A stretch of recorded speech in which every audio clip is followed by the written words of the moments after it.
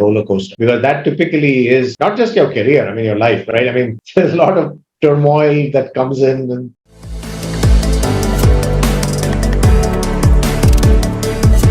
And how important resilience is? no career starts in the bottom left and ends at the top right, in a straight line. It never works. Absolutely. I think I describe it. In fact, I have a presentation where the first thing I put up is a roller coaster, because that typically is how not just your career, your life, right?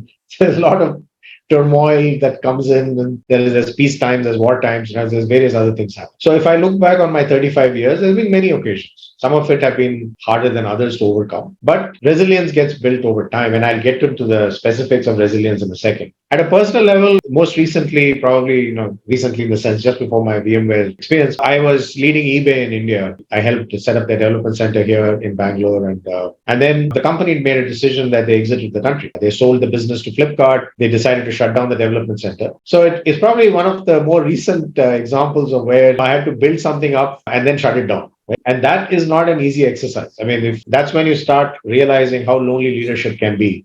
While it was tough to go through, there were also an opportunity to learn from it, right? There were some lessons that came through in that. Some of it, initially you feel that, hey, could you have done something differently? You start self-judging yourself a little bit, which is fine.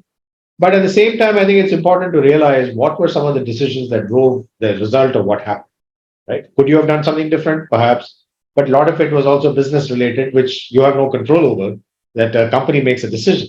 So sometimes you have to rationalize where you could have made a difference and where things were out of your control, right? So I think part of these kinds of scenarios is people can get very down, right? It is tough. But at the same time, you have to at some point kind of sit back and say, okay, what really happened here? Analyze the situation a little deeper and say, okay, could I have done something different, etc. So maybe, and take away some lessons from it. Now, talking about resilience in a professional life, I think it's important, just to define resilience, right? It's really, a process or an outcome of successfully adapting to a difficult situation, changing experiences, through, then there's probably a mental component to it because it's very stressful. It's, you have to learn to deal. I think it's very emotional. Like I told you, if you build up something from scratch and then you have to shut it down, it's an emotional change, right? It was I turned off the lights, on the way out, right?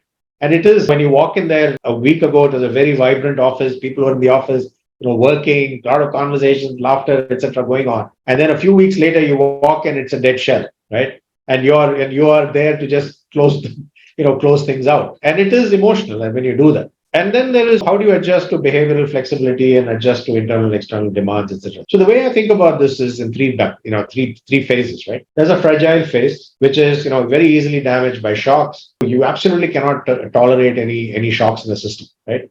Any adverse reaction that may happen, you falters easily. So how fragile are you at a personal level? Or your organization, if you're leading an organization, how fragile are you? Second is, how do you, is there a level of robustness that you can build so that it survives a few more shocks, or you personally can survive a few more shocks and you can bounce back? Can you tolerate adversity? Now, the nirvana state is completely anti-fragile, right? You welcome the shocks. You go seeking out experiences. From a distance for sure, I kind of, it's very inspiring to see people who climb mountains, right? They are an example of anti-fragility because, yes, it's extremely dangerous. They're going and doing it. So, but they've built some kind of a resilience in themselves to withstand some of the hardships and the adverse environments that they would operate in.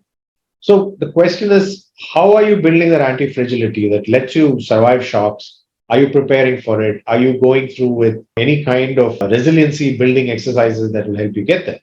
And I think there are about 5 things in resilience building that exist, right? One is, first, start with self-awareness. How fragile are you? Are you going to break easily if something comes along, right? Are you financially stable, or have you set aside money for those adverse situations? Whatever it is. I think you have to evaluate yourself from that lens to say self-awareness. Second is mindfulness. Are you practicing mindfulness? And I know, Mudit, you're a mindfulness coach as well.